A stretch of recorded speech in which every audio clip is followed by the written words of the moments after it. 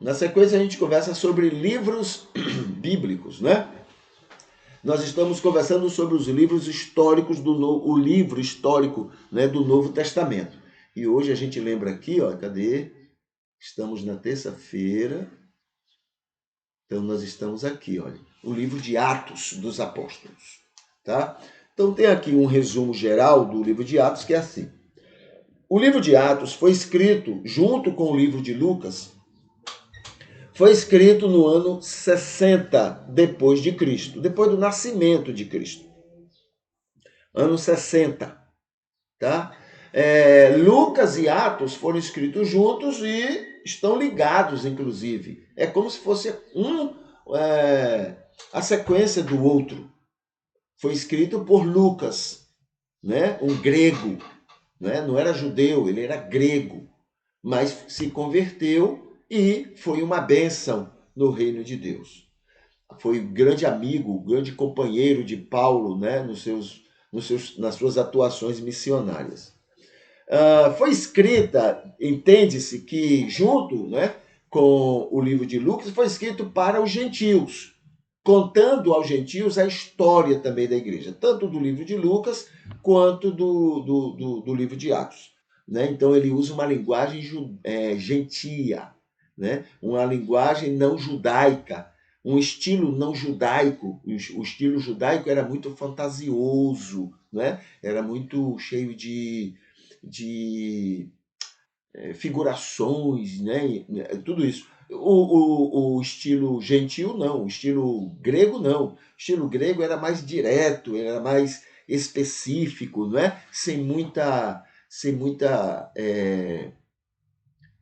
figura, né? Como é que diz? De maneira mais literal, tá? De maneira mais literal, falando sobre cada fato, cada situação. Ah, o livro ele é considerado um livro histórico, tá? E ele já estava bem reconhecido como inspirado, como um livro que deveria fazer parte do Novo Testamento no ano 80, ou seja, 20 anos depois, esse livro já estava totalmente aceito, claramente aceito como parte, né, como parte do livro, né, que comporia o livro sagrado dos cristãos. É um registro histórico, tá? É um registro histórico, então ele é uma história realmente, e recebeu muita influência paulina, a maneira como Paulo lidava com os gentios. Então tem aqui os dois comentários que eu queria destacar. Embora o texto tenha um estilo histórico, apologético, né? Tem um pouquinho de apologia, é o mais realmente histórico de toda a Bíblia. Aqueles livros históricos do Antigo Testamento, eles têm muito dessa apologia. Isso perde um pouco do sentido real, histórico, literal, né, que a história deve ser contada. Enquanto que o livro de Atos, comparado com aqueles livros históricos, aí você vai ter um livro mais, digamos que mais literal, mais adequado como livro histórico.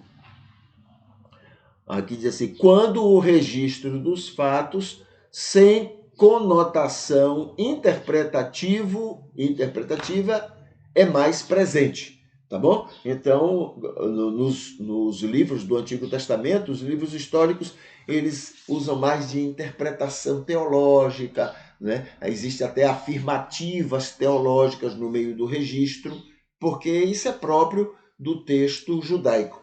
Já no texto feito por um gentio, feito por um grego, isso já não acontece. O grego ele é mais crítico, ele é mais exigente, então ele escreve de maneira mais literal. O pouco de não literal que tem nos textos, tanto de Lucas quanto do texto de Atos, não é por culpa de Lucas, mas é por culpa da influência que ele teve, não é, com o judaísmo e com Paulo e com outros judeus cristãos, tá bom? Então, dos livros históricos é o mais literal, é o mais né, registro mais, digamos, seco, sem o misticismo próprio, não é, da religiosidade. Tá bom? Segundo o comentário, diz assim: mesmo com toda a historicidade, Lucas dá clareza de que interpreta os fatos de acordo com o ministério de Paulo pelos países do mundo. Então, é aquilo que eu disse. Então, ele é literal, mas ele tem momentos de interpretação onde ele ali é colocado não a experiência pessoal dele, mas a influência que ele recebe tanto de Paulo quanto do ministério de Paulo.